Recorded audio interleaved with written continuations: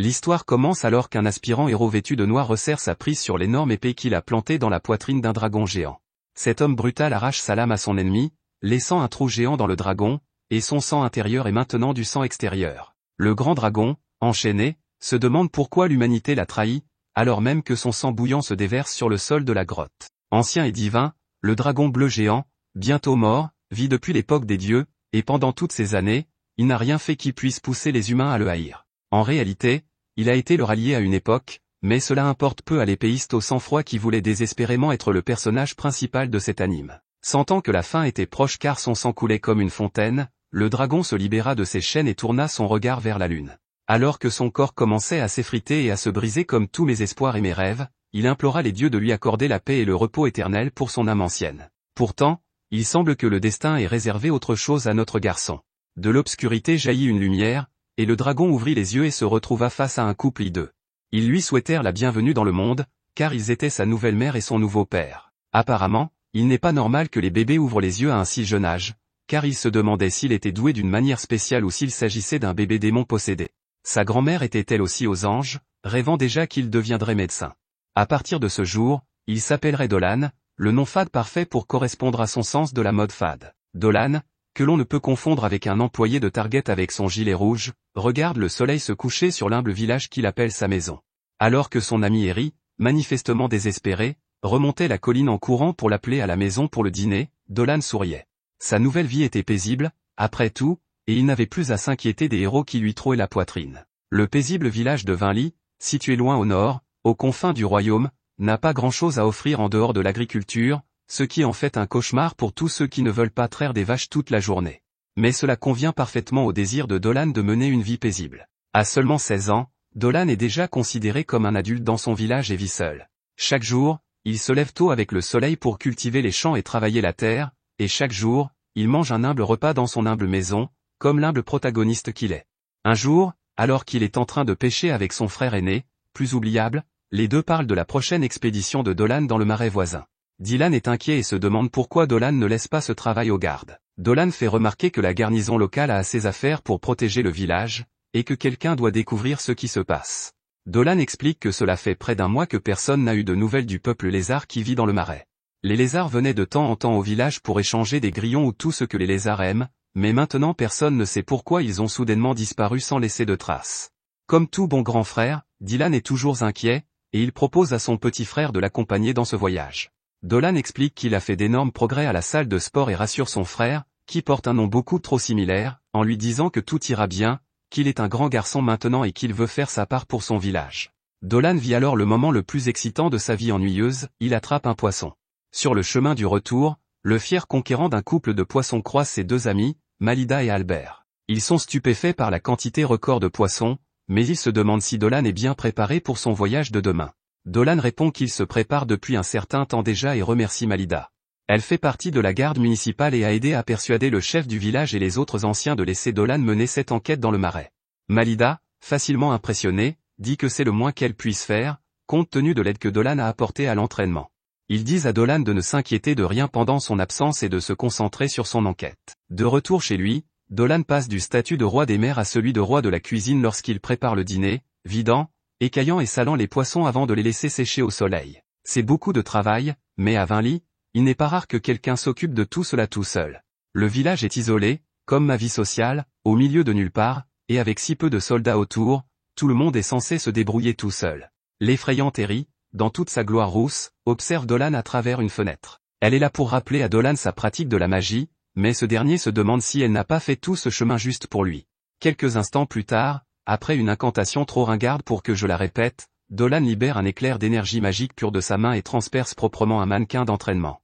Sa grand-mère, une instructrice de magie chevronnée, exprime sa satisfaction quant à sa parfaite maîtrise de la magie offensive. Cependant, la vieille dame ne le laissera pas sortir de son entraînement aussi facilement. Elle lui propose de s'exercer à la magie médicinale, ce que Dolan a du mal à faire. Plus tard, Dolan est accueilli par un personnage encore plus vieux et plus décrépit, le chef du village, qui a quelqu'un à lui présenter, une fille nommée Christina. Apparemment, c'est une noble qui va rester au village pendant quelques jours, mais avec ses cheveux blancs et ses yeux rouges, elle ressemble plus à une véritable épouse. Dolan lutte contre l'envie de créer un harem alors que le vieil homme lui demande de bien se tenir, et les deux se présentent officiellement. Lorsque leurs mains se touchent, Dolan ne peut s'empêcher de remarquer que cette fille est bien plus qu'il n'y paraît, et qu'elle possède une force et une habileté incroyables. Le regard de Christina indique qu'elle a probablement remarqué la même chose chez Dolan. Sur le chemin du retour, Dolan pense à la rapidité avec laquelle le temps change, et il n'arrive pas à croire que les humains, avec leur corps frêle et charnu, vivent dans de telles conditions. Après une journée épuisante de préparation et d'entraînement, Dolan arrive enfin chez ses parents pour se mettre à table. Sa mère et son père sont heureux de voir l'amateur de poissons déposer la cargaison de poissons et de récoltes qu'il a ramassée. La famille s'attable autour d'un délicieux repas, préparé avec amour par la mère de Dolan. Le vieil homme de Dolan ne tarde pas à lui poser des questions sur les filles, se demandant quand il se casera comme son frère Dylan. Dolan lui répond rapidement qu'il est trop concentré sur son grain 7. Entre les niveaux, les simulateurs de rencontres et sa petite amie y a parfaitement programmé, il se contente de vivre sa vie de célibataire sans avoir besoin de s'engager dans la vie réelle. Dolan n'a que 16 ans, après tout, et il ne voit pas d'inconvénient à rester célibataire un peu plus longtemps. Avant que son père, déçu, n'aille chercher le lait, la conversation s'oriente vers le marais et le voyage de Dolan. Ses parents sont naturellement inquiets à l'idée qu'il se retrouve au fond du marais, mais en les rassurant un peu, ils semblent tous deux convaincus que leur fils s'en sortira. Le père de Dolan lui fait comprendre qu'en tant qu'adulte de 16 ans, c'est à lui de prendre la décision. Cependant, il a intérêt à rentrer sain et sauf, sinon sa mère s'inquiéterait et pourrait recommencer à boire. Dolan leur dit de ne pas s'inquiéter, qu'il reviendra et qu'il aura même une belle histoire de marais à raconter. Le jour J arrive, et tous les habitants du village se sont rassemblés devant les portes pour voir Dolan partir. Le capitaine Ballan, le jumeau maléfique de Monsieur Clean, et Malida, la garde, lui souhaitent un bon voyage. Cependant, le capitaine ne peut s'empêcher de penser qu'il est de son devoir d'escorter Dolan en toute sécurité au cours de son périlleux voyage. Malida interrompt Ballan avant qu'il n'ait le temps de faire quoi que ce soit d'irréfléchi. Elle rappelle au capitaine qu'on a besoin de lui au village pour se prémunir contre les bandits et pour enlever les tâches difficiles de l'étage de la guilde. À ce moment-là, Laetitia, une candidate potentielle au harem de Dolan, donne sa bénédiction à ce dernier. Cependant, la grand-mère de Dolan lui dit qu'il faut être prudent, car sa voyance a laissé entendre que quelque chose de grave allait se produire. La fille du Wendy's Discount, je veux dire Eryl est là aussi, et elle lui offre un panier repas pour le voyage, un double baconator avec des frites. Dolan la remercie et est si gentil qu'il ne montre même pas sa déception qu'elle ait oublié la boisson avec sa commande. Notre héros se lance alors dans sa première grande aventure en tant qu'homme. Les terres entre les deux sont sauvages et indomptées, mais cela ne suffit pas à dissuader Dolan, qui atteint les marécages sans problème. Le spectacle qu'il y découvre l'inquiète, le marais a l'air presque malade, de la même façon que vous avez l'air de regarder des vidéos de récapitulation d'anime pendant 10 heures d'affilée. C'est comme si le marais entier était en train de mourir. En utilisant ses propres sens, Dolan est capable de discerner immédiatement qu'il y a un grand déséquilibre entre les éléments de la terre et de l'eau. En repensant à la voyance de grand-mère Maguru, Dolan remarque que le vieux fossile se trompe rarement sur ce genre de choses. Il commence à soupçonner que la raison de ce déséquilibre est délibérée. Les pensées de Dolan sont interrompues lorsqu'il sent une étrange présence se rapprocher de lui. Vu l'état du marais, les seules choses capables d'y survivre doivent être des monstres très puissants, comme des grenouilles mutantes ou Shrek. Dolan prépare son épée et se tient prêt à se défendre. Mais ce qui sort des broussailles prend Dolan par surprise. Il s'agit d'une lamia, mi-serpent, mi-femme, mais tout ce qu'il y a de plus ouéfu, un spectacle vraiment rare à voir. La lamie se moque de lui pour être venu seul dans une tenue aussi stupide et traite Dolan d'homme stupide. Dolan se dit qu'on ne voit pas souvent de lamia dans le coin, mais qu'elle est aussi belle que les rumeurs le disent, enfin, si on aime les gens sans jambes. Lorsque Dolan admet qu'il est en fait seul, elle semble étrangement soulagée par la nouvelle et se rappelle qu'elle est censée charmer les gens. Réfléchissant rapidement, la lamia se souvient des doux mouvements de danse que sa mère lui a appris à faire dans ce genre de situation et, sans crier gare, elle se met à sauter, à verrouiller et à laisser tomber pour le charmer. Dolan n'est pas impressionné, et à moins qu'elle n'ait voulu lui faire croire qu'elle était en train de faire une crise d'épilepsie, son agitation embarrassante n'a pas eu d'effet. Bien trop satisfaite de son numéro de danse maladroit, la femme serpent déclare qu'elle n'est pas là pour se battre. Heureusement, cette situation embarrassante prend fin grâce à l'arrivée choquante d'un monstre de vomi géant. La monstruosité élémentaire, qui ressemble à un blob de vomi de palourde, attaque la lamia. La réaction de Dolan est instantanée et son épée transperce la main de l'élémentaire avant qu'il ne puisse la blesser. Alors qu'ils viennent de se rencontrer, Dolan est déjà fatigué de la voir jacasser, il lui demande de se calmer et de cacher son énorme queue en forme de tuyau d'arrosage. Dolan suppose que ce monstre est à l'origine de la disparition des lézards. Il fait le lien entre les rumeurs d'un tremblement de terre survenu il y a quelque temps et la perturbation actuelle de l'équilibre de la Terre. Malheureusement, il n'y a aucun moyen de ramener l'élémentaire à la normale maintenant qu'il est devenu si violent. Dolan est déterminé à régler ce problème, mais il n'est pas seul, il se tourne vers la lamia et se présente. Interloquée, elle lui donne son nom, Selina. Comme tous les lamias, Célina sait manier la magie. Dolan lui demande donc de se joindre à lui pour vaincre le monstre. Malheureusement, elle ne peut utiliser que la magie de la terre, ce qui serait presque inutile contre un monstre comme celui qu'ils affrontent. Cependant, Célina a une idée, la capacité raciale unique de son peuple pourrait suffire à ralentir le monstre. Célina est plus que réticente à l'idée d'aider cet étrange humain qu'elle vient à peine de rencontrer, mais il y a quelque chose chez Dolan. Peut-être est-ce parce qu'il n'a pas fui son horrible corps reptilien. Ce n'est pas cela, c'est en fait l'intensité de sa détermination qui fait qu'elle accepte de l'aider. Cette fille d'avant dit, jusqu'à ce que la mort les sépare, mais Dolan fait remarquer que c'est quelque chose que l'on dit dans les mariages. Ils se mettent en position pour tendre une embuscade à l'imposant élémentaire, et Dolan donne le signal de l'attaque. Sortant de leur cachette, ils foncent tête baissée sur le monstre, qui réagit en lançant son attaque de rocher, super puissante et pas du tout boiteuse. Chaque rocher est habilement dévié par l'épée de Dolan, ce qui laisse à Célina le temps de lancer son sort. En plus d'un peu de fan service obligatoire, Célina invoque un serpent géant et libère sa forme maudite contre le monstre. Les deux êtres titanesques luttent l'un contre l'autre, le serpent s'enroulant autour de l'élémentaire et le liant sur place. Comme on pouvait s'y attendre, l'ajout d'un autre serpent au mélange n'aide pas beaucoup, et Célina craint que son serpent ne tienne plus très longtemps. Cependant, cela suffit à Dolan pour combler l'écart et avancer à une vitesse incroyable. Le temps que l'élémentaire se libère et tente d'attaquer Dolan, il est bien trop tard. Imprégnant sa lame de puissance draconique, Dolan tranche le monstre en deux. Avec un cri d'angoisse, l'élémentaire perd toute cohésion, la boue et la saleté se transformant en un raz-de-marée qui prend la pauvre fille serpent au dépourvu et manque de l'emporter. Célina dit qu'elle va bien, mais qu'elle a avalé une bonne partie du liquide du monstre. Dolan lui dit d'enlever ses vêtements sales parce qu'il a du liquide à lui donner, ce liquide est une soupe qu'il a préparée, et Célina remarque qu'elle est un peu surprise que Dolan n'ait pas l'air d'avoir peur d'elle. Dolan, en tant qu'ancien dragon divin, a vu beaucoup de choses, et Célina n'est même pas la première Lamia qu'il rencontre. Elle est cependant la plus unique, car toutes les Lamias qu'il a connues étaient rusées et agressives, ce qui n'est pas du tout le cas de Célina. Il lui demande pourquoi elle est là, et Célina lui répond sans détour qu'elle est à la recherche d'un mari. Maintenant qu'elle a 17 ans, il est de tradition, dans sa race exclusivement féminine, de se mettre à la recherche d'un petit garçon qu'elle pourra appeler le sien.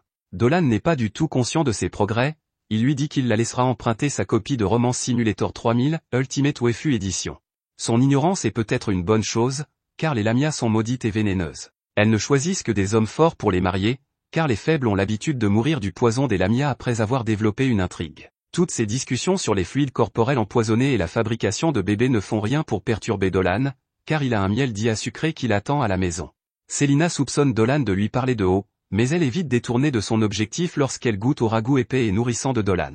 La chaleur et la saveur du ragoût les amènent à parler de leurs familles respectives, et ils forment un lien improbable autour de ce repas partagé et de cette conversation touchante. Le lendemain, ils se font leurs adieux. Ils se souhaitent bonne chance et Dolan espère qu'elle trouvera quelqu'un qui l'aimera comme son chatbot Waifu l'aime. Alors qu'ils se disent au revoir et se serrent la main, Dolan rappelle que les Lamias disposent d'une énergie vitale qu'il peut librement manipuler. Dolan la remplit de son énergie vitale et Célina a une réaction qui me fait penser que la classification PG de cet anime doit être revue à la hausse. Dolan craint que son énergie de dragon n'ait été un peu trop forte pour elle, mais Célina pense qu'elle vient de goûter aux bonnes choses et qu'elle pourrait bien devenir accro. Plus tard, deux villageois reviennent d'une nuit de fête lorsqu'ils remarquent une belle silhouette. Ils sont surpris de découvrir qu'il s'agit d'une belle femme, et ils lui disent qu'une fête, Didi, vient de se terminer, et qu'il est dangereux de voyager seul. Célina, notre héroïne aux allures de serpent, répond joyeusement qu'elle s'en sortira, car elle est plus résistante qu'elle n'en a l'air. Malheureusement, Célina est un peu trop serpent à leur goût, et ils s'enfuient pour sauver leur vie. Célina tente d'expliquer qu'elle ne veut pas faire de mal, mais ses efforts pour gagner la confiance des humains vont être bien plus difficiles qu'elle ne le pensait. Pendant ce temps, au village, Dolan s'entraîne avec la rousse à l'art de la fabrication des potions.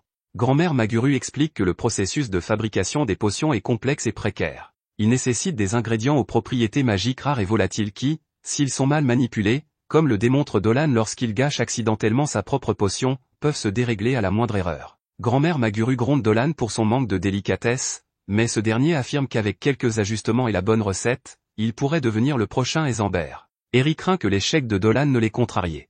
Elle l'encourage donc à ne pas se décourager et à continuer d'essayer. Après tout, il a beaucoup d'autres qualités, comme son œil pour les herbes médicinales et son altruisme lorsqu'il s'agit de s'occuper des enfants du village. Elle murmure même sous son souffle à quel point il est cool. La fille de Welcome to Wendy atteint Dolan avec ses mots gentils, et il promet de ne pas abandonner. Dolan n'est qu'un amateur, Eri est pratiquement déjà passé maître dans l'art de préparer des potions. Elle est si douée que grand-mère Maguru la laisse quitter la classe plus tôt. Bien qu'elle soit encouragée à aller jouer, Eri mentionne qu'elle profitera de son temps libre pour aider sa mère dans ses tâches ménagères. Dolan, l'idiot de la classe, pousse un petit soupir en se remémorant son ancienne vie. En tant que dragon génial, il n'a jamais eu besoin de potions ni d'herbes curatives. La vieille mamie lui fait remarquer que sa magie offensive est très forte, mais qu'il lui manque les bases de l'alchimie. Maguru poursuit ses leçons, faisant comprendre à Dolan qu'il n'y a pas de raccourci sur le chemin de la connaissance, mais seulement un travail acharné et un détour occasionnel. Après les leçons, Dolan se retrouve dans un cauchemar vivant, assis à une table entourée de roux. C'est la famille d'Eri, et son père prend un moment pour bénir leur nourriture. Ces roux sans âme vénèrent Muriel, la déesse de la terre. Dolan leur manque de respect en ouvrant un œil au milieu de la prière, pensant que cela fait très longtemps qu'il n'a pas rencontré la déesse. Dolan retourne au village en courant, car il ne veut pas être en retard pour son entraînement. C'est alors que l'histoire prend une tournure étrange, Dolan arrête tout lorsque Mademoiselle Miu l'appelle. Mademoiselle Miu est une demi-humaine qui fait partie du bétail, et elle rappelle à Dolan que le lait renforce les os.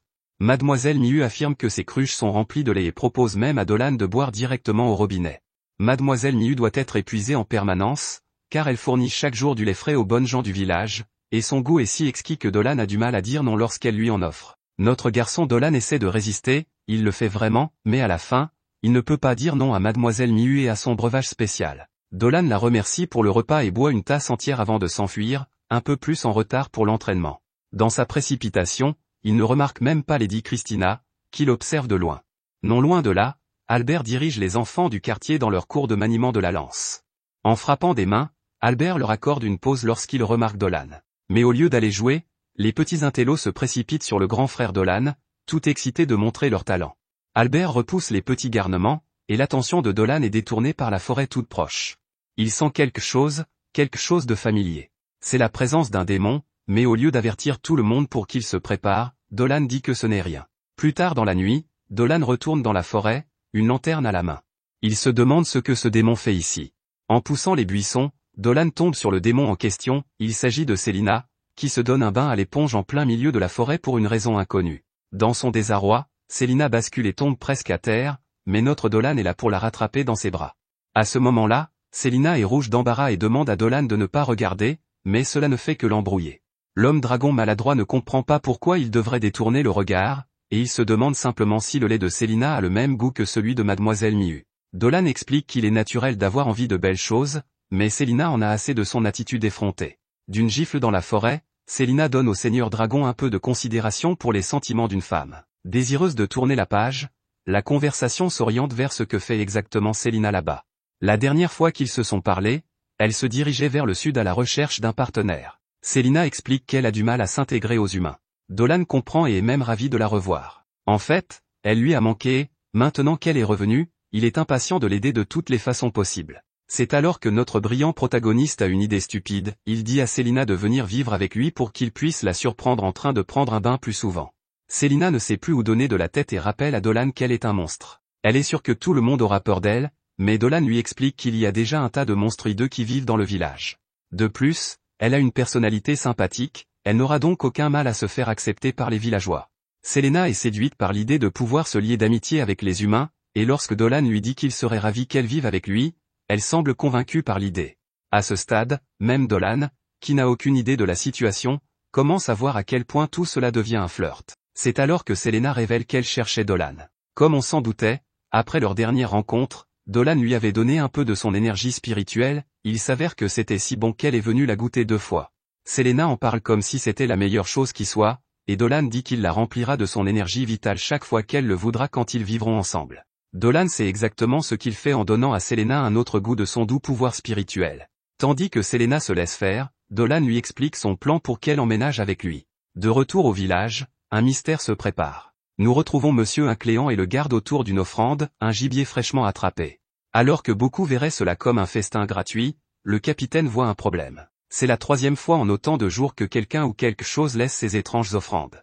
En étudiant les traces qui s'éloignent de la scène, Malida remarque qu'elles ressemblent à celles laissées par un serpent géant. D'étranges observations ont été faites dans les bois ces derniers temps, et ceci ne fait que le confirmer au capitaine, le village doit avoir un problème de lami.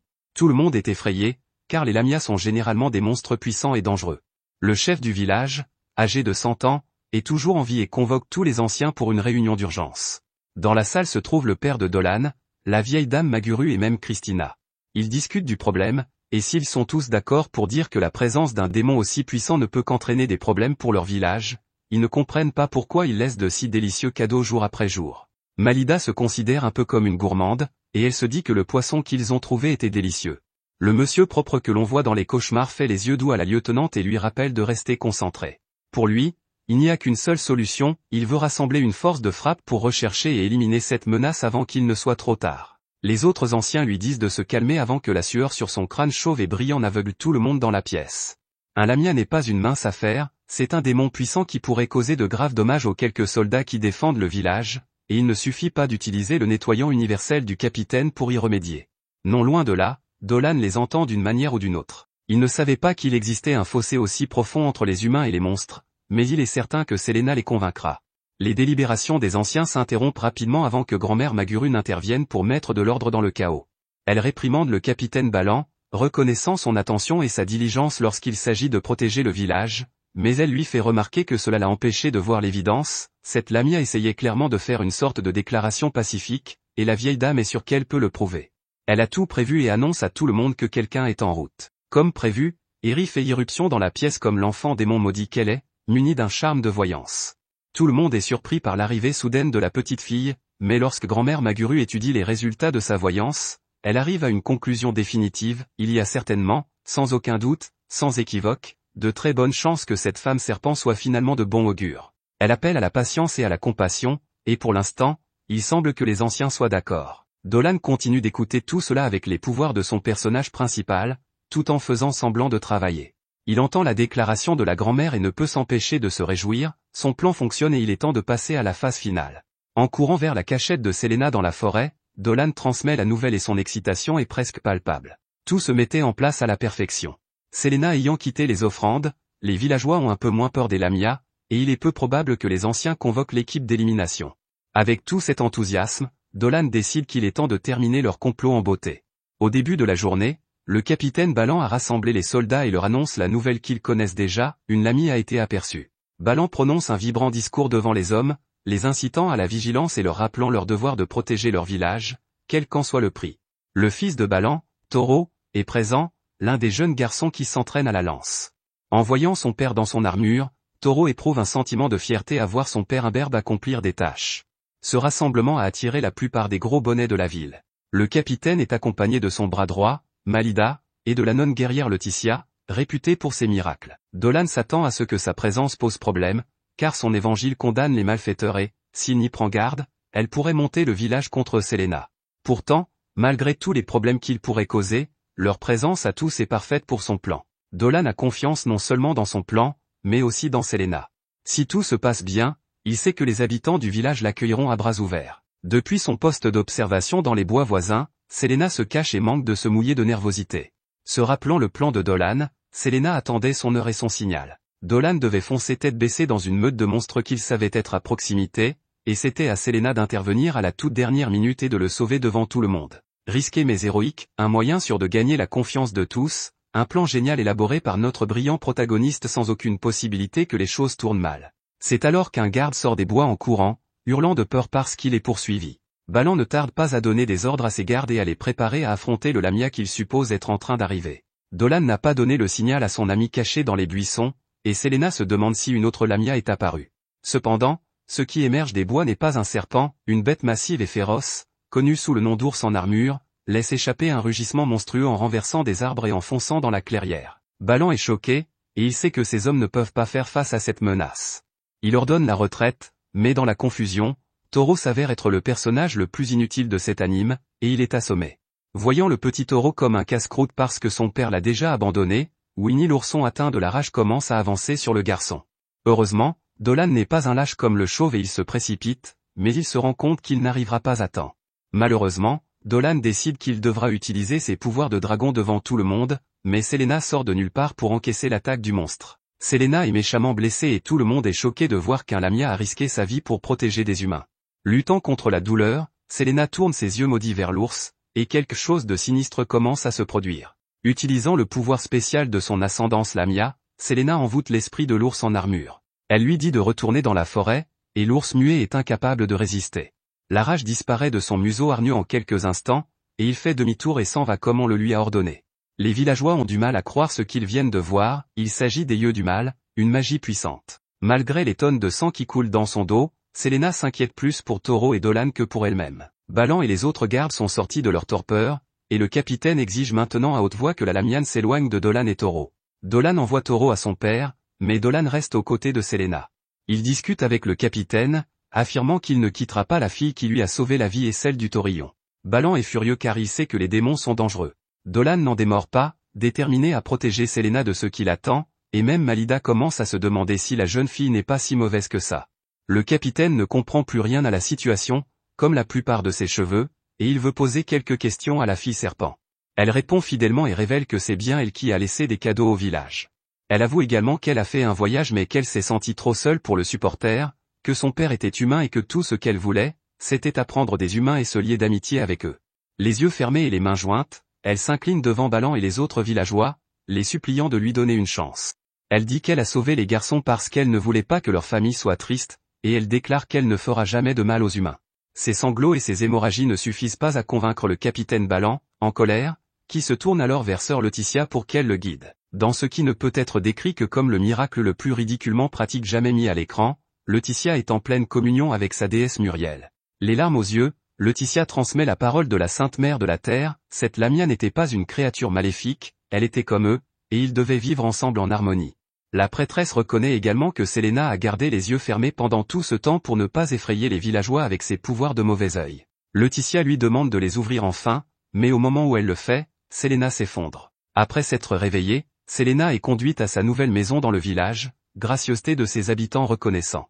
Même Balan a aidé à meubler l'endroit douillet avec des coussins et des peluches pour s'excuser d'avoir douté d'elle et pour la remercier d'avoir sauvé son fils.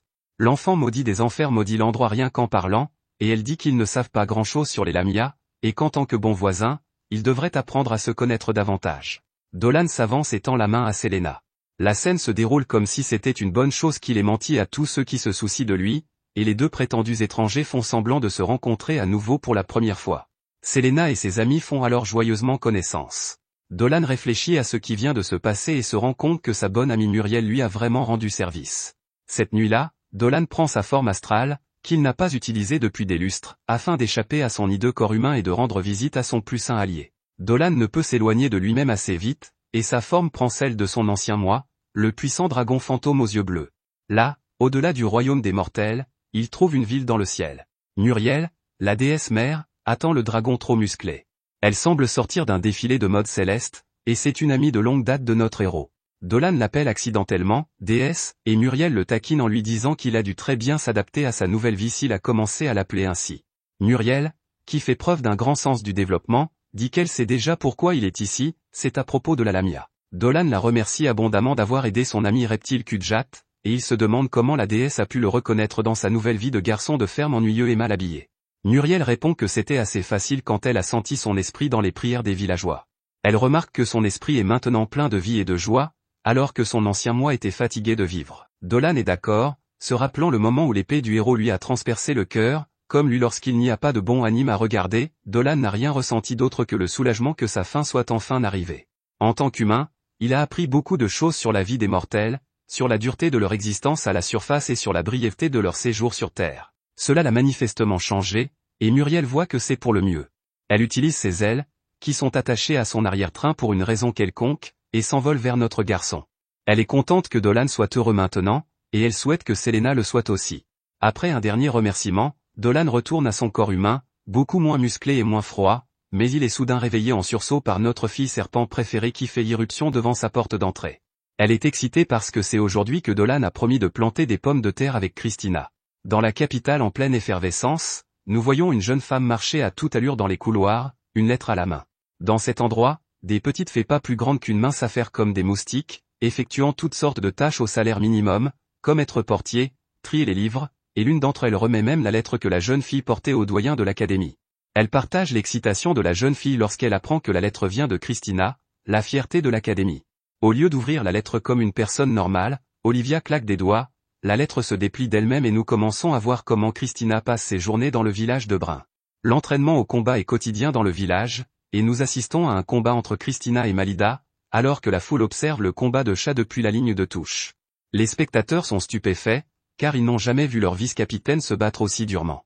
Christina sent bien que Malida ne se donne pas à fond, alors elle décide d'y aller à fond. Avec une avalanche de coups, la séance d'entraînement s'achève presque aussitôt qu'elle a commencé, Christina désarmant magistralement son adversaire, envoyant l'épée de Malida au loin.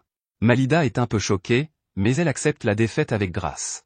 Christina qualifie étrangement sa maîtrise de l'épée de magnifique, et ce n'est qu'à ce moment-là que Malida est décontenancée, se demandant si Christina veut lui taper sur les joues.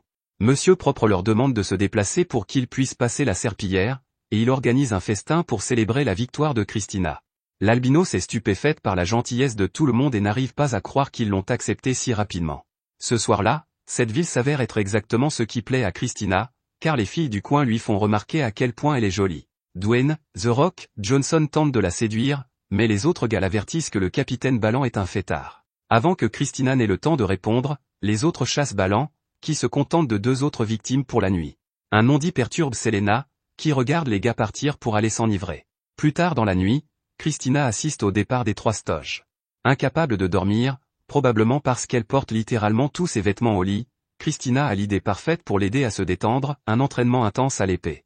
En balançant sa lame au clair de lune, la noble aux cheveux blancs croise Dolan et Selena qui se promènent comme 2 insomniaques qui n'ont rien de mieux à faire. Notre serpentaire préféré s'aperçoit tout de suite que quelque chose ne va pas et propose à Christina de lui montrer sa nouvelle maison.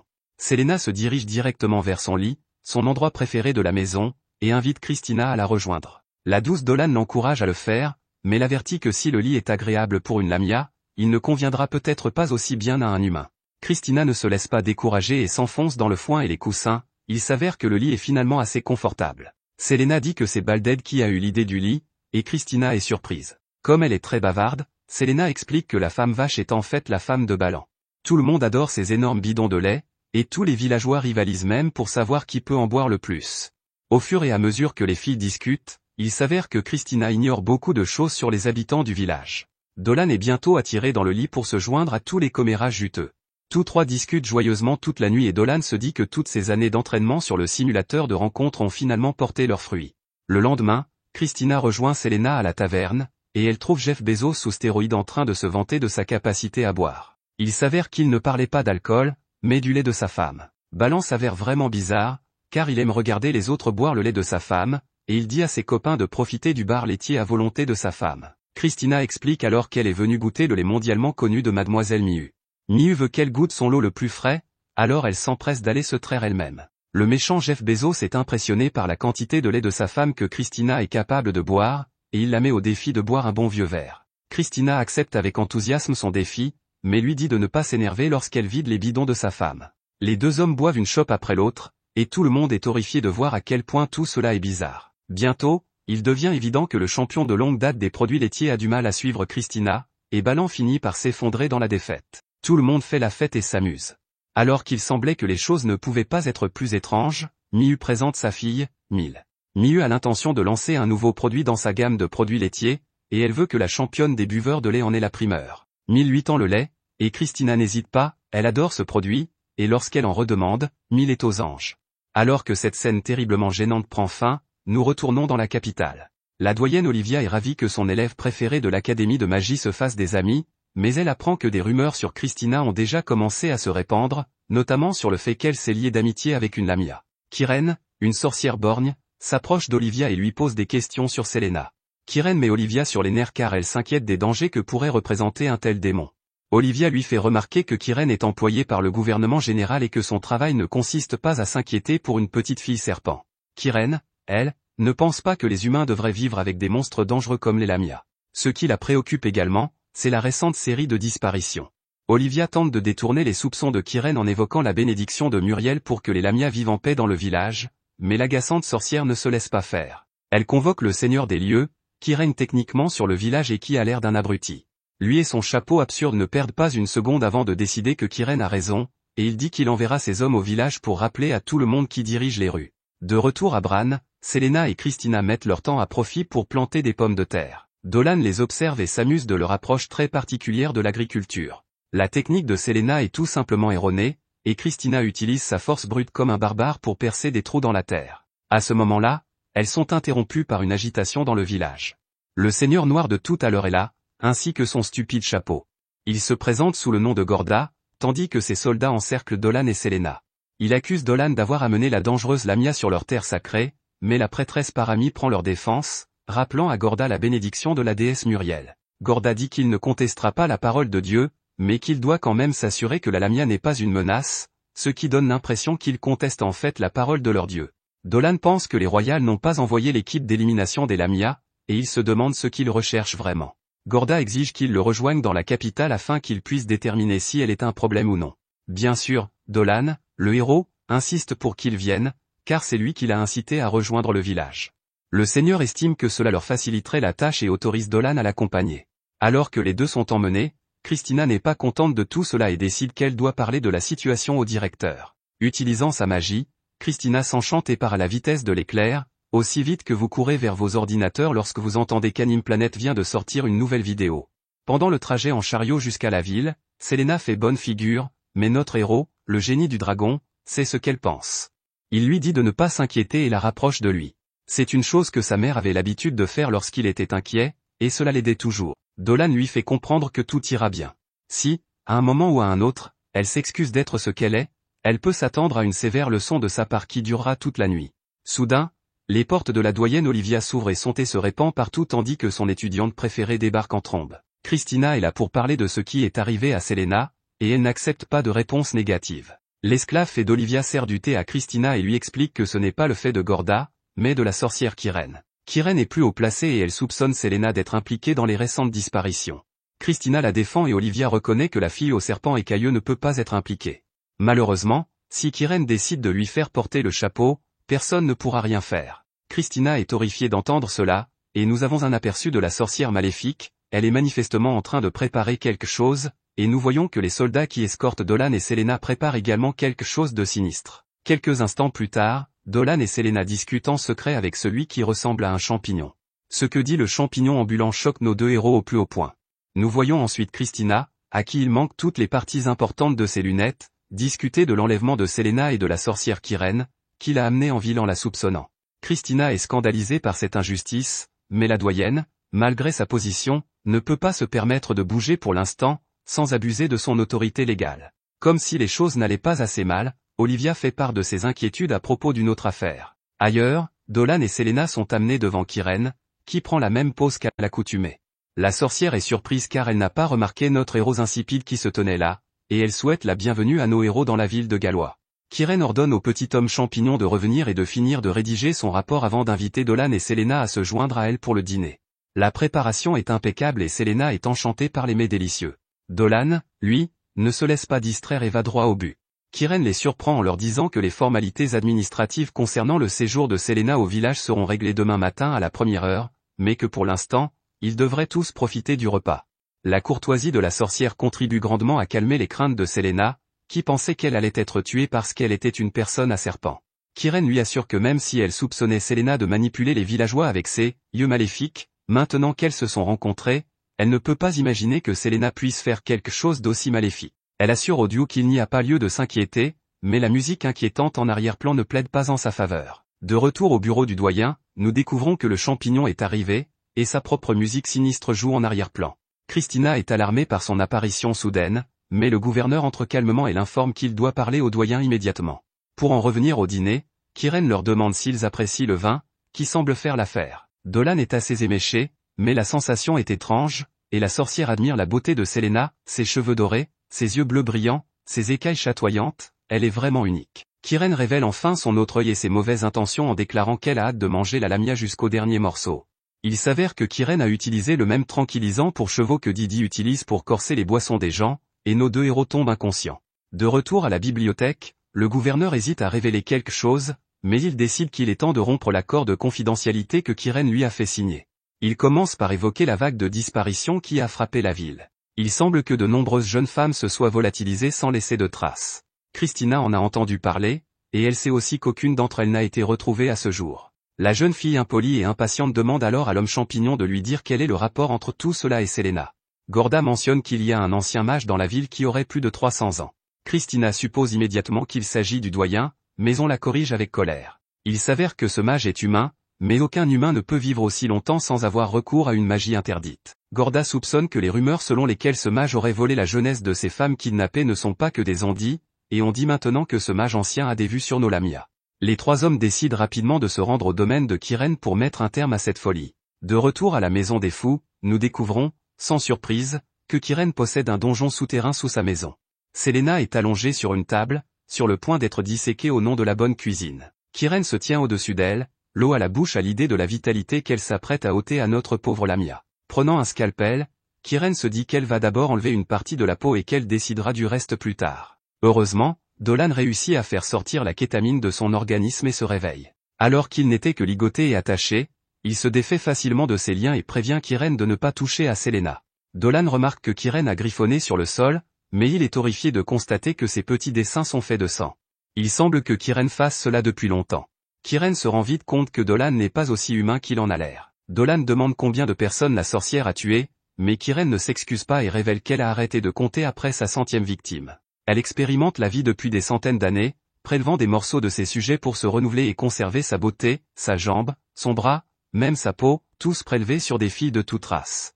Elle a bien réussi à se reconstituer, car elle n'a pas l'air d'avoir plus de 100 ans. Mais Kiren n'est pas satisfaite, et elle prévoit d'utiliser Selena pour améliorer encore sa beauté. Dolan pense que la magie qu'elle utilise devrait être interdite, mais Kiren révèle que ses recherches ont été reconnues par de nombreuses personnes puissantes. Dolan qualifie la sorcière d'abomination et Selena est d'accord. La sorcière est choquée parce qu'elle a utilisé le meilleur opioïde dont elle disposait pour les abattre. Dolan était une chose, mais Kiren est surpris de voir que même la Lamia s'est débarrassée de ses drogues. Selena n'arrive pas à croire qu'une sorcière puisse être aussi cruelle pour détruire la vie et les espoirs de ces jeunes femmes qui sont venues ici avant elle, mais Kiren se contente d'expliquer qu'elles auraient toutes continué leur vie sans valeur, dans la misère et l'anonymat. Kiren pense qu'elle leur a rendu service en donnant un sens à leur vie. Selena dit que Gorda avait raison à son sujet, et le ton de Kiren change, elle ne comprend pas pourquoi le gouverneur parle d'elle. Il s'avère que l'un des problèmes des méchants est leur besoin de monologuer. Dolan révèle qu'il a caché un petit appareil entre ses joues. Il s'agit d'un dispositif de transmission capable d'envoyer leur voix sur de grandes distances. C'est grâce à lui que Gorda a pu découvrir les plans diaboliques de Kiren. C'est à ce moment-là que notre chevalier blanc arrive pour sauver la situation, accompagné de l'équipe royale du SWAT. Il révèle qu'il s'agit d'une opération d'infiltration depuis le début. Gorda a travaillé avec le doyen pour prendre la sorcière en flagrant délit. Lorsque Kiren a dit à Gorda de retourner rédiger les documents, c'était pour falsifier les rapports afin de faire accuser Selena d'un crime. C'était aussi pour faire croire qu'elle devait tuer Selena parce qu'elle résistait à l'arrestation. Nos héros ne comprennent pas pourquoi quelqu'un fait quelque chose d'aussi maléfique, mais, comme le dit Kiren, les bienheureux ne pourront jamais comprendre ceux qui sont maudits. Depuis son plus jeune âge, Kiren se bat contre son apparence. La sorcière s'est rendue compte qu'elle était une gargouille hideuse, mais au lieu de s'affirmer et d'acheter une routine de soins de la peau, elle a commencé à éliminer des filles pour leur voler leur beauté. Kiren était devenue folle au point de faire des choses tordues à la recherche de la beauté. Qu'il s'agisse de prendre la peau d'une elfe, les jambes d'une fille bête ou le bras d'une arachnée, aucun acte n'était de trop pour atteindre la perfection. Un coup d'œil dans la pièce révèle plusieurs des animaux dont elle a prélevé des morceaux, tous immergés dans des litres d'huile pour bébé. 300 ans de découpage ont beaucoup changé la sorcière, et elle révèle à quel point elle a grandi pendant tout ce temps. Sa peau commence à se fendre et à se déchirer, son corps se transformant en une créature hideuse, avant de s'élancer sur Selena. Dolan fait remarquer qu'elle a dû fusionner toutes ses victimes en une seule, une magie si pécheresse qu'elle ne peut être accomplie que par quelqu'un qui a conclu un pacte avec le diable. Kiren libère ensuite sa forme grotesque contre les gardes. Comme elle se trouve toujours belle, elle demande aux gardes s'ils veulent des photos de ses pieds. Heureusement, Selena utilise ses yeux maléfiques pour retenir la sorcière, et les soldats décident sagement qu'il est peut-être temps de laisser les vrais héros s'en occuper. Le combat bat son plein lorsque la sorcière se libère du regard de Selena et attaque. Christina riposte en faisant appel à sa lame, Aspalda, et en tranchant les doigts de saucisse de Kiren. Musrom aimerait être aussi beau que la sorcière un jour, mais Olivia lui dit que ce n'est pas le moment de se laisser impressionner. Kiren libère sa magie maléfique, mais Christina parvient à la retenir juste assez longtemps pour que Dolan achève sa propre magie. Avant de lancer son ultime attaque, Dolan pose à la sorcière une question poignante, est-elle heureuse? Le discours de Kiren sur sa perfection et son pouvoir écrasant suffit à régler la question. Dolan voit son personnage évoluer, car il n'a plus peur de la culture woke, et il commence à faire honte à la sorcière. Il déclare qu'elle a volé les rêves de plusieurs personnes et que des mains tachées de sang comme les siennes ne pourront jamais obtenir la beauté. Dolan lance alors une puissante magie offensive, le javelot céleste, qui anéantit le monstre une fois pour toutes. Les filles sont émerveillées par notre garçon, mais il prend la pose de héros la plus fade qui soit. Cet événement traumatisant passé, Dolan et Selena reprennent une vie ordinaire en ville. Selena essaie d'étudier avec l'aide de Dolan, Mais tous les livres qu'elle lit font mal à son petit cerveau. Dolan l'encourage en lui disant qu'elle ne sera plus muette très longtemps, qu'elle sera capable de lire et d'écrire dans la langue de ce pays, et qu'il a hâte de voir ce qu'elle va inventer. Christina se joint à eux pour le thé et est impressionnée par les progrès de Selena. Olivia et Gorda arrivent ensuite et remercient les héros de les avoir aidés à mettre fin au mal de Kyrène. Dolan remercie Olivia de leur avoir donné l'antidote au poison de Kyrène, car on ne sait pas quelle quantité d'huile pour bébé Kyrène aurait utilisé sur eux s'ils étaient restés inconscients. Gorda leur remet ensuite des documents, l'un est un permis qui permet à Selena de se promener ou de se faufiler dans la ville à sa guise. L'autre est un formulaire d'inscription qui lui permet de mener à Bran la vie paisible dont elle rêve. Cela faisait longtemps qu'elle attendait cela, et Selena n'en est que plus heureuse. Elle mentionne également à quel point Gorda semble plus sympathique et à quel point l'abandon du chapeau les rend beaucoup moins ridicules. Le doyen annonce que quelqu'un d'autre attend de les voir. Nous faisons la connaissance de Denzel, qui s'avère être le fils de la vieille grand-mère Maguru. Il s'est tenu au courant des événements du village grâce aux lettres de sa mère, et il est heureux de rencontrer enfin la fille Lamia dont il a tant entendu parler. Il les félicite pour leur triomphe et leur propose de leur faire visiter Gallois. Ce type voulait montrer sa ville débile, mais ça ne se passe pas comme il l'avait prévu. Les habitants n'ont jamais vu de Lamia auparavant et sont donc terrifiés par elle. Cependant, Selena a l'habitude d'enfouir ses émotions, elle sourit et dit qu'elle veut acheter quelques souvenirs avant qu'ils ne partent. Alors que la journée touche à sa fin et que nos héros se préparent à partir, Denzel et Olivia proposent à Dolan de l'inscrire à l'Académie de magie. Ils pensent que ses pouvoirs sont trop importants pour passer inaperçus et que s'il apprenait avec eux, il pourrait développer à la fois son esprit et son âme. Cela l'aiderait à défendre sa maison et ses proches. Dolan dit qu'il y réfléchira, mais Selena est manifestement contrariée. Alors qu'ils partent, notre garçon Dolan est définitivement tenté. Gorda a fait de son mieux pour le convaincre, mais en fin de compte, Dolan sait ce qu'il veut, et une vie paisible au village est tout ce dont il a besoin. Christina se demande ce que Bran a de si captivant pour Dolan. Dolan répond qu'il a l'impression d'avoir un travail inachevé à Bran, qu'il ne peut pas abandonner. Après avoir vu tout ce que la grande ville a à offrir, Dolan lui demande son avis sur l'école de magie, et elle est d'accord avec Denzel pour dire que l'académie a beaucoup à offrir à quelqu'un comme lui. Cela amène Dolan à réfléchir à la bonne décision à prendre, mais Selena ne semble pas très enthousiaste à l'idée que son dragon réincarné préférait la quitte si tôt. Pendant ce temps, quelque part dans la forêt, un elfe sans méfiance espionne une armée de ce qui semble être des fourmis monstrueuses qui envahissent la région. À l'intérieur du portail scintillant d'où elles se déversent se tiennent 4 mystérieux personnages. Le pauvre elfe est atrocement abattu par l'une des fourmis géantes, et Link des jeux Zelda arrive pour découvrir que son ami n'a plus de vie dans son corps. Il n'était pas le seul, car après l'attaque, de nombreux autres elfes ont été massacrés par les démons, ce qui choque les 2 éclaireurs qui arrivent sur les lieux. Le seul survivant vit assez longtemps pour leur raconter ce qui s'est passé avant de s'éteindre dramatiquement, et les éclaireurs vont rapporter la sinistre nouvelle au chef de leur tribu. De retour au village de Burn, nous retrouvons Christina et notre héros Dolan, qui entraînent le petit cow-boy au combat à l'épée. Grâce à leur expertise, les 2 hommes aident les enfants à perfectionner leurs compétences, et Dolan prévient une fille qu'il va lui faire un trou dans le visage, si elle ne fait pas attention. Notre serpent préféré regarde Dolan avec admiration et une pointe de tristesse lorsqu'elle se souvient de l'invitation qu'il a reçue de la capitale à rejoindre l'académie. L'idée qu'il puisse un jour la laisser derrière lui la déprime, mais elle sort de sa mélancolie lorsqu'elle remarque que les enfants du quartier se servent de sa queue comme d'un terrain de jeu. Dolan regarde Selena menacée de les manger tout crus, et il est heureux de la voir s'habituer à la vie au village.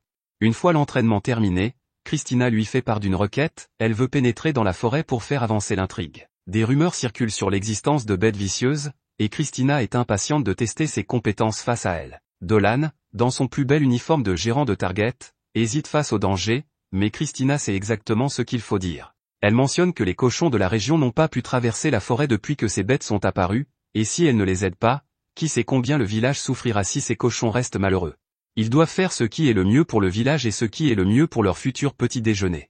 Quelques instants plus tard, toute la bande se dirige vers la forêt pour escorter leurs futurs amis cochons, y compris 2 gardes du village sans nom, à qui, c'est sûr, il n'arrivera rien de mal. Avec tous ces braves guerriers parmi eux, Dolan est rassurée sur leur chance en cas de problème. Comme si elle ne venait pas de parler des monstres dangereux présents partout dans la forêt, Christina et Selena profitent de la tranquillité et de l'air frais. Ballon et les gardes s'éloignent du groupe, mais l'un des cochons refuse d'être transformé en côtelette de porc, il s'enfuit vers la liberté, et un garde le poursuit. Malheureusement, tous les espoirs et les rêves du cochon sont anéantis lorsqu'il est jeté vers le garde, des marques de griffes étant gravées sur son corps. Le garde, de forte corpulence, se retrouve face à face avec un tigre aux dents acérées et hargneuses, et le garde est trop effrayé pour s'éloigner en se dandinant. Il manque de finir en pâture au tigre, mais le capitaine Ballon intervient pour sauver la situation. D'un seul coup de son puissant marteau, il abat la bête, et Ballon réprimande, Snack à l'eau, pour ne pas être resté avec le groupe et avoir monté la garde. Cependant, quelque chose d'autre rôde dans ces bois, pire que les tigres. Les cris de leurs camarades amènent Dolan et les filles à courir vers une scène terrible. Balon est à terre et blessé, tandis qu'un démon grotesque le surplombe, prêt à en finir. Il attaque, mais Dolan l'élimine rapidement grâce à une voûte d'énergie. Il reconnaît ce monstre, un démon de bas niveau du royaume des démons, appelé Zelt. Ils sont forts et agiles, ce qui signifie qu'ils ne plaisantent pas.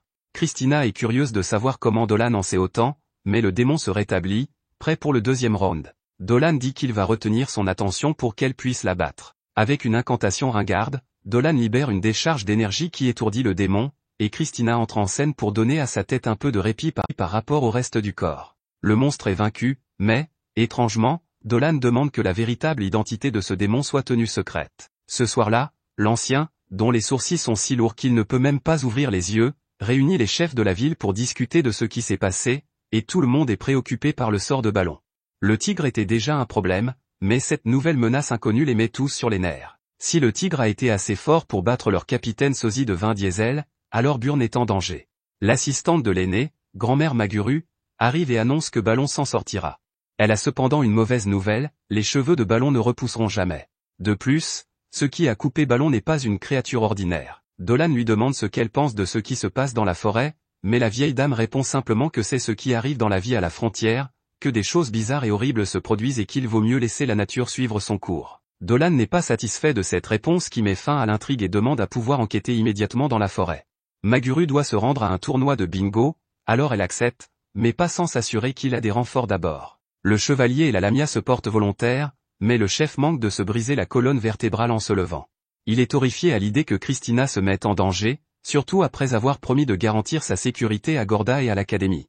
Il reste donc la meilleure fille, Selena, dont la magie sera certainement utile en cas de problème. L'héroïque Dolan est d'abord contre, mais Selena gagne un concours de regard contre lui, et il est convaincu de ses compétences. Ils voyagent ensemble pendant un certain temps, et Selena est ravie d'être seule avec notre garçon dragon préféré, mais elle est déterminée à lui prouver qu'elle peut lui être utile au village. Alors qu'ils atteignent la lisière de la forêt, ils remarquent que quelque chose bouge dans l'ombre, et Christina surgit étrangement de derrière un arbre, comme une bête de foire. Christina semble n'avoir jamais menti de sa vie parce qu'elle est terriblement douée pour cela, puisqu'elle dit à Dolan qu'elle cherchait juste un signal Wi-Fi. Dolan voit bien qu'elle voulait juste venir avec eux, et il est déçu qu'elle ait décidé d'aller à l'encontre des souhaits du chef. Christina fait remarquer qu'elle veut simplement aider les habitants du village, auquel elle s'est beaucoup intéressée, et Selena est d'accord, car elle ressent la même chose. Il s'avère que son aide est inestimable, car la forêt est plus sommaire que l'historique de vos recherches, et elle est infestée de monstres. Les trois hommes nettoient la forêt et Dolan réalise qu'il est très humain de vouloir protéger les personnes qui vous sont chères, et même lui commence à le ressentir. Une fois les dernières créatures rampantes éliminées, une nouvelle menace s'approche, un singe imposant grogne de façon menaçante, et Christina prépare sa lame, mais Selena vainc le monstre à sa façon, en utilisant le pouvoir de l'amitié. Elle s'excuse auprès du singe et lui offre une pomme, ce qui semble fonctionner. Elle se tourne vers Dolan pour lui demander des explications, mais elle est choquée de voir qu'il est devenu le roi des singes. Un petit pique-nique est préparé pour tout le monde et Christina, gênée, se demande comment Selena peut être aussi accueillante avec ces monstres. Apparemment, Christina est aveugle, car Selena doit expliquer qu'elle n'a pas peur parce qu'elle est aussi un monstre. Il est naturel que les humains se méfient de son espèce, et elle aimerait seulement que plus de gens soient aussi généreux et ouverts que Christina. Pour aider Christina à surmonter sa peur, Dolan, l'homme qui murmure à l'oreille des singes, lui envoie l'un de ses serviteurs. L'enfant s'approche d'elle et Christina parvient à surmonter ses préjugés et à découvrir qu'ils ne sont pas si méchants après tout, en fait, ils sont plutôt adorables. Il s'avère que ces monstres étaient simplement affamés après avoir été chassés de leur zone d'alimentation. Dolan est convaincu que quelque chose ne tourne pas rond dans ces bois, mais il faut d'abord trouver de la nourriture. Mademoiselle Miu leur a offert un pot de sa confiture, et je ne veux même pas savoir quelle part d'elle est entrée dans la recette. Quoi qu'il en soit, elle accompagne parfaitement les lunchables maisons de Dolan. Christina s'émerveille de la tartinade et en prend une bouchée, à la grande fascination des deux autres. Selena dit que c'est mignon de la regarder manger, et Dolan est d'accord, il y a vraiment quelque chose d'élégant chez le chevalier, comme s'il sortait tout droit d'un vieux tableau. Christina n'est pas intéressée à être la viande de leur sandwich, mais Selena est désespérée de connaître le secret de sa grâce, disant que l'apprendre l'aidera certainement dans sa quête d'un mari. Dolan, doux comme du beurre, intervient en disant « Tu es parfaite telle que tu es », ce qui fait fondre la lamia en un instant. Les bons moments sont vite interrompus lorsque quelque chose sort des bois. En rebondissant sur un arbre, il voit qu'il s'agit d'un petit orbe, à l'intérieur duquel se trouve une minuscule fée. Elle semble blessée et leur demande de fuir, mais avant qu'ils ne puissent obtenir de réponse, un Zelt apparaît, prêt à se battre. Ce sont des monstres assez terrifiants, mais pour une raison inconnue, ils portent des toupets. Selena s'assure que la famille de singes s'enfuit en lieu sûr pendant que Dolan et Christina sortent leurs armes et engagent le combat. L'équipe est rapidement encerclée alors que les démons sortent de la forêt, attrapant presque Selena avant que Dolan n'ait une chance de les détruire. Le combat fait rage, mais Dolan est choqué lorsque la cavalcade de fourmis maléfique utilise sa propre coéquipière comme rampe d'accès. La fourmi ayant pris de l'altitude, Dolan est obligé d'utiliser un type de magie que nous n'avons jamais vu auparavant. Bien qu'il regrette de le faire, Dolan se transforme comme Hulk, s'il était juste un peu en colère, et l'un de ses bras devient massif. Avec une telle puissance, il parvient facilement à vaincre les démons. Christina, elle aussi, s'est débarrassée de sa moitié, mais l'un d'entre eux la surprend par derrière. Heureusement, Selena est là, et elle utilise le pouvoir de sa voix agaçante pour invoquer son serpent. Une fois le danger écarté, les héros ont la possibilité de parler à la fée. Elle se présente sous le nom de Marle et révèle qu'elle a été attaquée par ces démons sortis de nulle part, et qu'elle est heureuse de leur aide. Dolan sait que ces Zelts ne sont que de modestes fantassins du monde des démons, et leur apparition ne peut que signifier que quelque chose de bien plus mortel va apparaître dans leur sillage. Christina espère obtenir quelques réponses du moustique envahissant, mais avant qu'elle n'y parvienne, le groupe sent qu'il est à nouveau encerclé. Christina s'apprête à dégainer son épée, mais Dolan l'en empêche, car il sait que ce qui les regarde est simplement curieux. Dolan pose son épée sur le sol en signe de bonne volonté à l'égard des êtres mystérieux. Christina, pour une raison ou une autre, est d'accord avec sa décision de se laisser complètement vulnérable, et il découvre bientôt de qui il s'agit, les elfes des bois, et ils ne sont pas très heureux que Marle fréquente des étrangers dans leur forêt. Sans surprise, Gio et ses copains ne voient pas d'un bon œil l'arrivée d'étrangers dans leur forêt, mais lorsque la fée Maule leur raconte ce que les étrangers ont fait pour elle, le ton de Gio change un peu. Pendant ce temps, Selena essaie d'avoir l'air le plus intimidant possible les yeux fermés. Elle utilise ses brillantes capacités de déduction et détermine qu'il doit s'agir de la forêt des elfes. Dolan dit aux filles que tout ira bien parce que les elfes ne sont pas là pour se battre, mais il leur dit quand même de se mettre derrière lui au cas où. Le chef des elfes choque le trio en baissant la tête et en exprimant sa gratitude pour leur aide, mais il recommence à leur rappeler qu'ils n'ont rien à faire dans la forêt et exige de savoir pourquoi ils sont là. Dolan révèle ce qui s'est passé et explique qu'il cherchait des réponses. Il s'excuse d'avoir débarqué à l'improviste dans leur forêt, mais les elfes veulent toujours qu'ils partent parce que c'est vraiment dangereux. Lorsque Dolan mentionne les démons, leur chef, Gio, se crispe. Les monstres ont envahi sa maison et les elfes se battent pour leur vie depuis que l'armée des démons a fait son apparition. Il met fin à la conversation de façon abrupte et se tourne vers la sortie, mais Christina s'énerve et se précipite vers lui.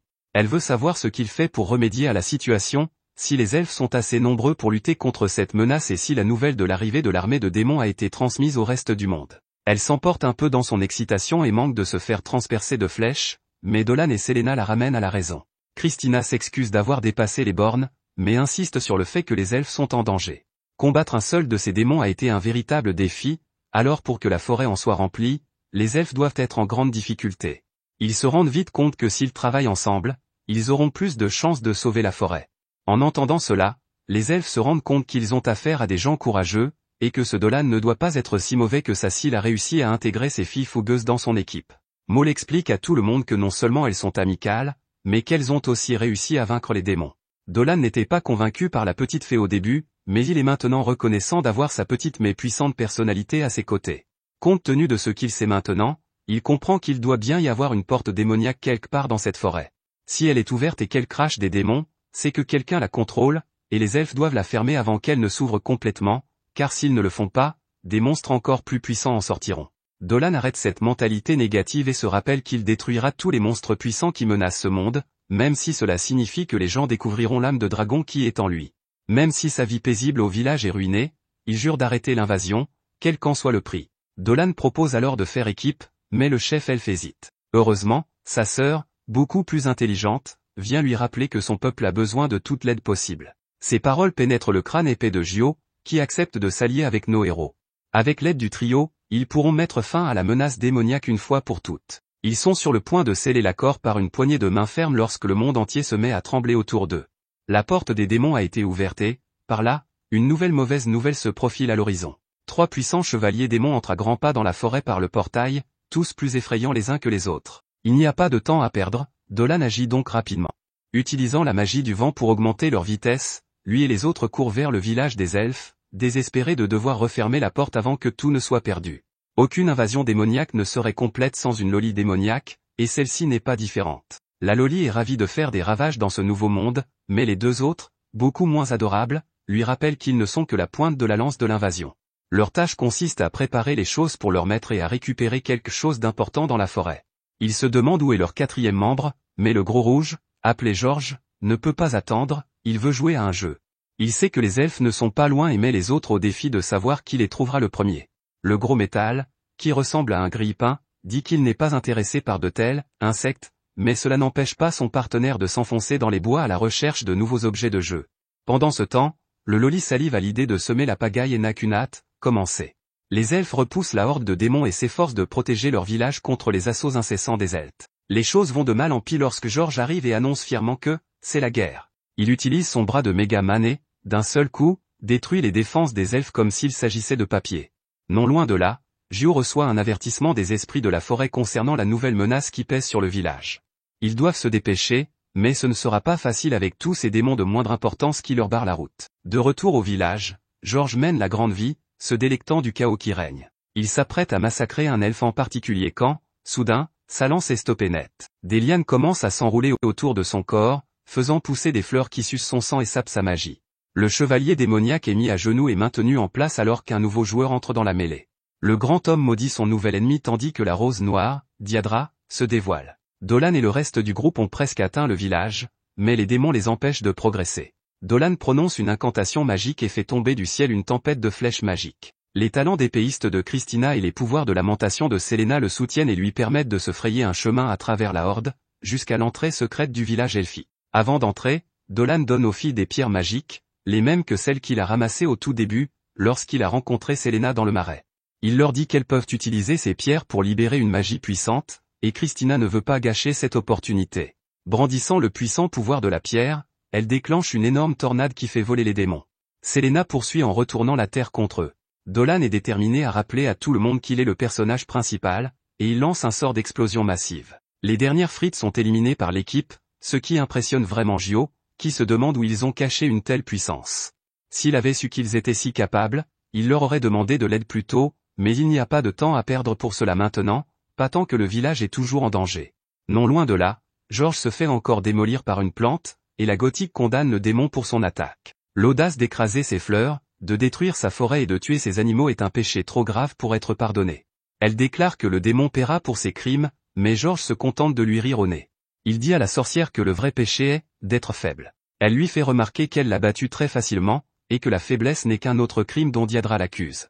Elle s'apprête à achever le chevalier démon sans défense, mais une Loli démoniaque surgit de nulle part. Elle sauve son compagnon infortuné, réduisant les lianes en poussière avant qu'elle ne puisse lui ôter la vie.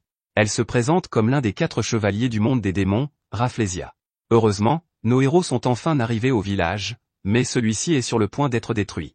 Pendant ce temps, Rafflesia se moque de son grand et stupide partenaire qui s'est mis dans le pétrin. Le grand gars insiste sur le fait qu'il n'avait pas besoin de son aide, mais la vérité est qu'il aurait été de la nourriture pour plantes si elle ne s'était pas montrée à ce moment-là. Diadra dit qu'elle se fiche de savoir s'ils sont 1 ou 100, ils vont tous tomber. Elle invoque les esprits de la forêt pour lancer un dernier sort afin d'en finir avec les démons, mais quelque chose ne va pas, les esprits ne répondent pas. Alors que les pétales commencent à pleuvoir du ciel, Rafflesia rit et révèle qu'en venant ici, elle a remarqué les fleurs qui s'épanouissaient dans la forêt. Naturellement, elle a pris son temps pour les torturer et les détruire comme une folle. Cette menace qui déteste les fleurs se moque même de la façon dont les esprits de la forêt ont crié et supplié Diadra de les sauver pendant que la démone les tourmentait. Avec ses amis et alliés déchirés, Diadra est affaiblie et enragée. Elle attaque les démons avec colère, mais ils évitent facilement les lianes, tandis que le démon Loli continue ses moqueries de fou. Levant un bouclier magique, Rafflesia révèle qu'elle aussi est un esprit puissant, tout comme celui qu'elle a torturé, mais qu'elle vient du monde des démons. Avec sa magie Decay, elle tient Diadra en respect, mais la rose noire n'abandonne pas, elle riposte avec d'autres lianes, ce qui amuse Rafflesia, qui les met en déroute comme les autres. Elle déclare qu'elle est une fleur démoniaque qui se nourrit de la vie et que tout existe pour être sa nourriture. La cinglée est plutôt arrogante, mais elle rate l'une des lianes de Diadra, et l'attaque la frappe, lui faisant couler du sang. Rafflesia jure de se venger pour avoir abîmé son visage déjà hideux, mais Diadra explique qu'elle a déjà pris la décision de mettre fin à la vie de tous les démons il y a longtemps.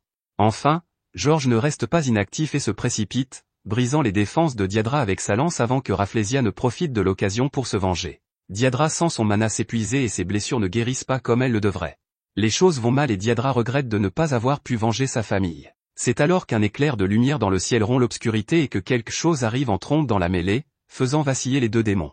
Dolan est arrivé, et notre homme ne plaisante pas. L'arrivée soudaine de Dolan a fait pencher la balance dans ce combat, et les démons le sentent, ce n'est pas un type ordinaire. Même Diadora commence à ressentir quelque chose en voyant le dragon renaître. Il lui tend la main et lui demande si elle peut rester debout, mais George prend le fait que Dolan leur tourne le dos comme un défi, et il attaque. Christina bloque l'attaque sournoise destinée à Dolan et, avec son aide, tous deux parviennent à repousser le monstre infernal. Rafflesia tente à son tour sa chance, mais se prend une flèche en plein visage. Elle est plus agacée que blessée, et Dolan lui dit clairement que si elle ne voulait pas avoir affaire à des flèches, elle n'aurait jamais dû se frotter à une bande d'elfes armés d'arcs. Le vent semble avoir tourné en faveur des gentils, mais une onde de choc soudaine et puissante secoue la forêt alors que la porte des démons libère un nouveau mal sur le monde. Cela signifie que le 4e et dernier chevalier est arrivé. Les deux autres veulent s'occuper de Dolan et de la bande avant que leurs camarades n'arrivent, mais Selena n'est pas d'accord. Elle est en colère, et tout le monde sait que plus une fille est en colère, plus son pouvoir d'invocation de serpent a de tête. Rafflesia tente d'agir immédiatement, mais Dolan l'attendait. Il envoie la petite Loli dans la stratosphère avant qu'elle ne se fasse combiner comme un ballon de volet par les lianes de Diadora. À ce stade, George en a assez de se faire attacher par des femmes étranges. Quoi qu'il en soit, il est impuissant lorsque Dolan s'approche pour l'envoyer au loin avec la lance du jugement ardent. Cependant, avant que le dragon ne puisse libérer sa magie, il change brusquement de trajectoire et lance son attaque dans les arbres. Sa magie intercepte Garant, le méchant démon bricoleur, qui s'est présenté pour égaliser les chances. La cible de ce démon est Selena, car apparemment son maître aimerait beaucoup voir la fille serpent pour une petite discussion. George profite de l'occasion pour se libérer de sa magie la mienne et se précipite sur elle pour la détruire. Heureusement, Christina est là et par l'attaque de ce sale désinvolte. Il n'arrive pas à croire qu'une simple fille humaine ait pu l'arrêter, et il l'accuse d'être surhumaine, enfin une adversaire digne de ce nom. La flatterie ne sauvera cependant pas le démon de sa colère, et le chevalier blanc fait appel au véritable pouvoir de son épée, Elsparda. George est si lent qu'elle n'a aucun mal à l'éviter et à enfoncer sa lame dans son point faible incandescent.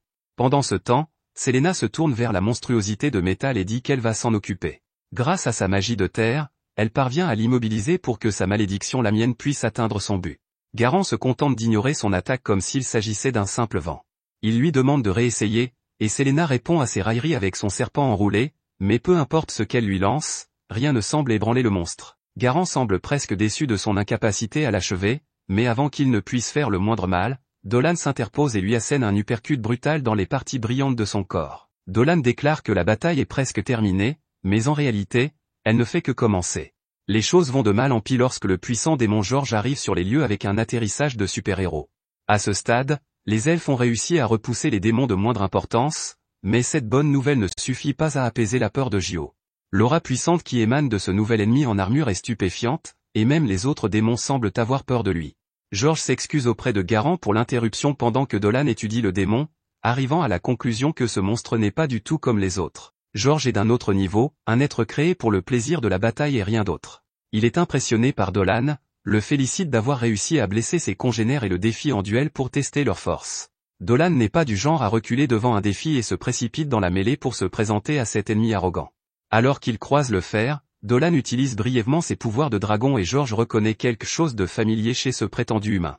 Alors que les filles sont émerveillées par la façon dont Dolan semble repousser le démon, notre héros est plus préoccupé par ce qu'il va falloir faire pour vaincre cette menace en armure. Ni l'épée ni la magie ne suffisent à ralentir George, et Dolan lui demande s'il est un dieu déchu pour être aussi puissant que lui.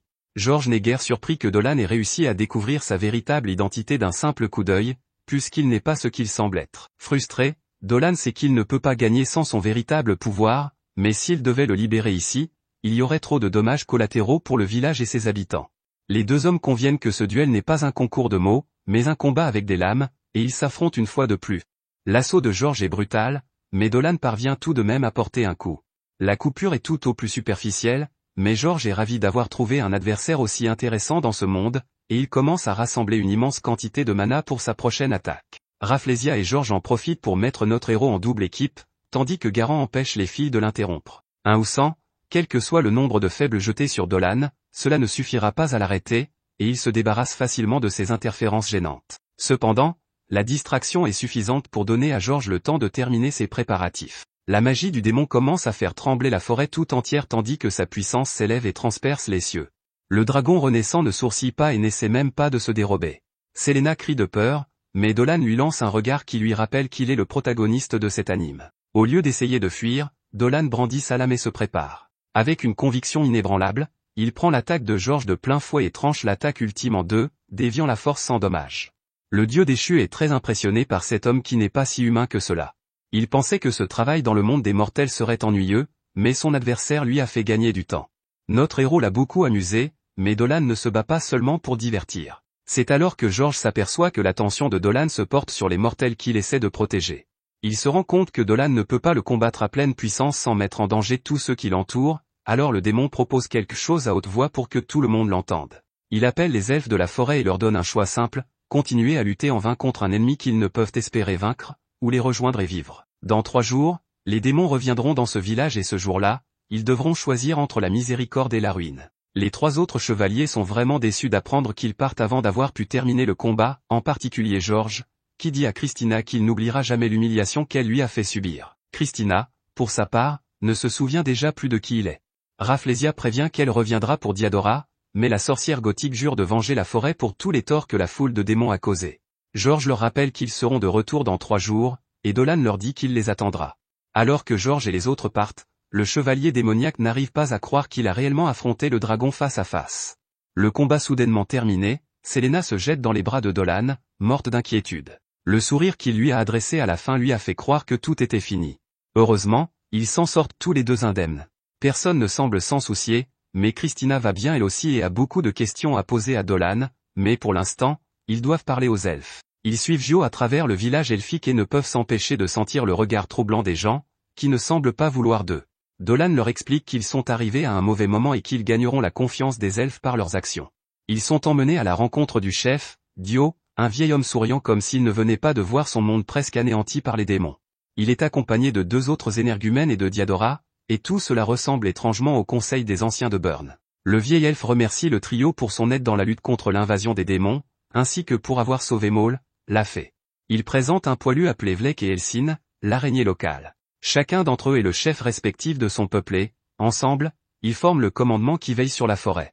Dio a entendu parler des capacités inhumaines de Dolan, et il surprend la bande lorsqu'il annonce qu'ils ont accepté de demander de l'aide aux humains de la capitale. La surprise est encore plus grande lorsqu'il appelle Dean Olivia dans la pièce. Merci d'avoir regardé mon récapitulatif. Abonnez-vous à la chaîne pour plus de vidéos.